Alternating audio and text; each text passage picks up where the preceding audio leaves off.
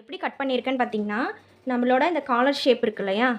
அப்படியே நான் வச்சுட்டு மார்க் பண்ணிட்டேன். மார்க் பண்ணிவிட்டு எக்ஸ்ட்ரா 1 1/4 இன்ச் 1 1/4 இன்ச் மார்க் பண்ணியிருக்கேன். மார்க் பண்ணி இந்த மாதிரி நான் கட் பண்ணியிருக்கேன். இப்போ நம்ம நெக் சைடுக்கு அலவன்ஸ் எவ்வளோ கொடுத்தோம்? 1/4 இன்ச். அந்த 1/4 இன்ச் மார்க் பண்ணி ஸ்டிச் பண்ணணும். 1/4 இன்ச் கொடுத்துட்டு 1/2 இன்ச்சில் நம்ம ஸ்டிச் பண்ணோம் அப்படின்னா நெக்கு வந்து ஒரு சைடு இழுத்த மாதிரி ஆயிரும். நமக்கு அது வந்து பிடிச்ச மாதிரி இருக்கும். அதனால் நம்ம எவ்வளோ இன்ச் நம்ம வந்து அலவன்ஸ் கொடுக்குறோமோ அந்த அலவன்ஸுக்கு தகுந்த மாதிரி தான் நம்ம ஸ்டிச் பண்ணணும். மார்க் பண்ணிவிட்டு இனி இந்த மார்க்கிங்கில் அப்படியே நம்ம தைச்சிடலாம்.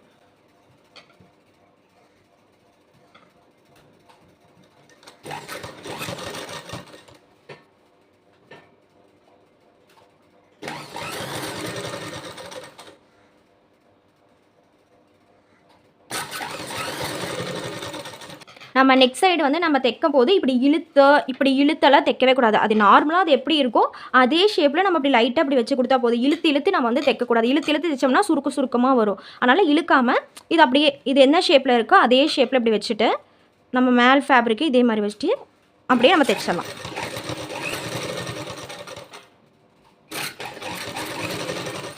நெக் ஷேப்புக்கு தகுந்த மாதிரி நம்ம மேல் ஃபேப்ரிக்கை நம்ம திருப்பினாவே போதும்.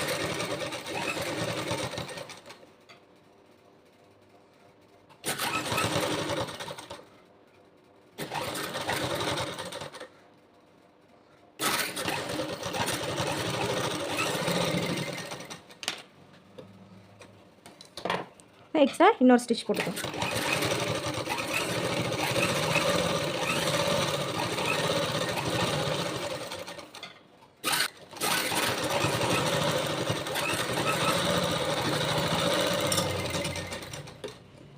இதில் ஃபுல்லாக நாச் போட்டுக்கலாம்.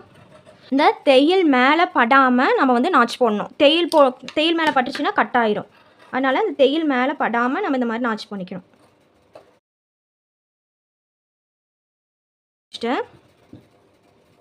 இதுக்கு மேலே நம்ம தைச்ச இந்த ஃபேப்ரிக்கை வந்து நம்ம இந்த சைடாக அப்படி திருப்பி விட்டு மேல் ஸ்டிச் நம்ம போட்டுக்கலாம்.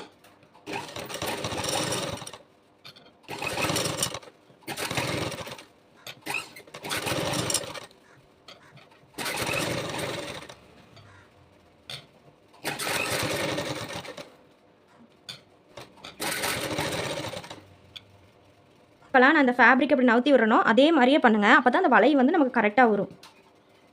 ஆனால் கரெக்டாக அந்த வளைவு ஷேப்புக்கே இருக்கணும்.